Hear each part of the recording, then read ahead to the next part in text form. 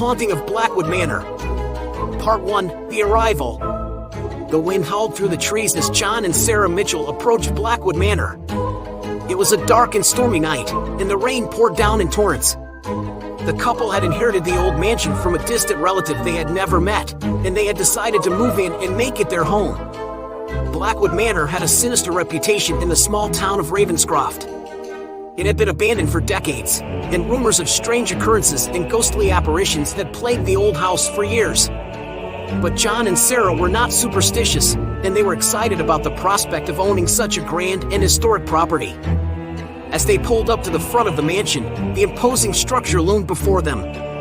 Its dark, weathered stones seemed to absorb the feeble light from the headlights of their car. The windows were boarded up, and the front door hung loosely on its hinges. "Are you sure about this, John?" Sarah asked, her voice trembling with uncertainty. "Absolutely," John replied with determination. "This place has so much potential. With a little renovation, it could be a real gem." They grabbed their suitcases and made their way through the rain to the front door. John fumbled with the key for a moment before finally managing to unlock it.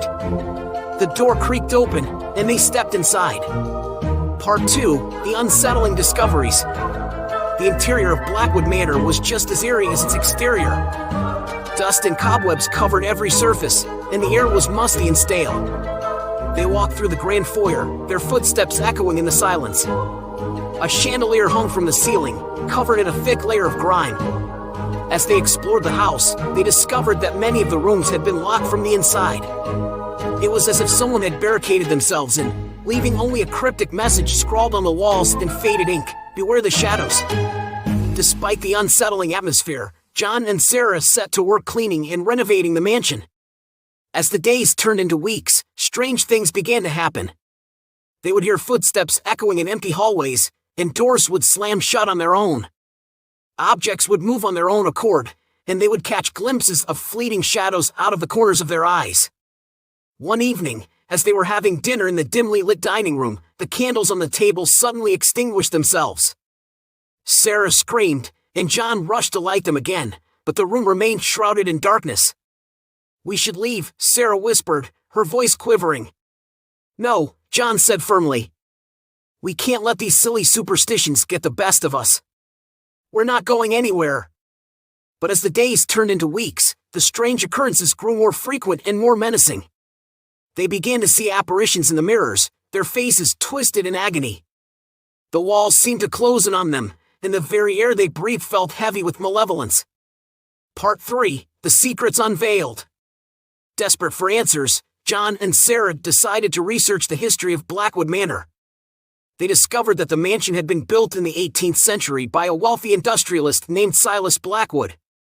He had been rumored to dabble in the occult and had conducted bizarre experiments within the mansion's walls. As they delved deeper into Silas Blackwood's history, they uncovered a series of journal entries hidden in a hidden compartment in the attic. The entries described his descent into madness as he became obsessed with unlocking the secrets of the afterlife. He had performed dark rituals, sacrificing animals and even humans in his pursuit of forbidden knowledge. It became clear that the mansion was cursed, and the spirits of those who had suffered at the hands of Silas Blackwood were still trapped within its walls. They had become vengeful entities, tormenting anyone who dared to enter. One night, as John and Sarah lay in bed, they heard a soft, mournful wailing coming from the hallway.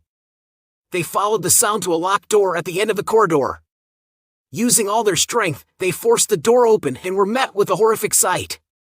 Inside the room, they found a small, windowless chamber with walls covered in chains and shackles. The floor was stained with blood, and in the center of the room lay a decayed corpse, bound in chains. It was the body of Silas Blackwood himself. Part 4, The Final Confrontation. Terrified and shaken, John and Sarah knew they had to put an end to the curse that had plagued Blackwood Manor for centuries.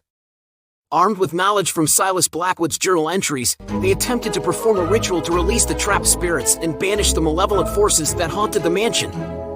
As they chanted the incantation, the mansion shook and trembled. The air grew thick with darkness, and the apparitions swirled around them in a maddening dance. It felt as though they were on the brink of being consumed by the very evil that had taken root in the house.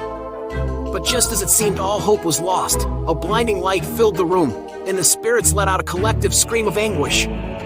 The curse was broken, and the malevolent entities were banished forever. Exhausted and relieved, John and Sarah collapsed on the floor. Blackwood Manor was finally at peace, and they could finally call it their home without fear. The old mansion, once shrouded in darkness and mystery, had been cleansed of its horrific past. Epilogue: A new beginning. Years passed, and John and Sarah Mitchell turned Blackwood Manor into a beautiful and welcoming home. The mansion, once a place of horror, had been transformed into a haven of warmth and light.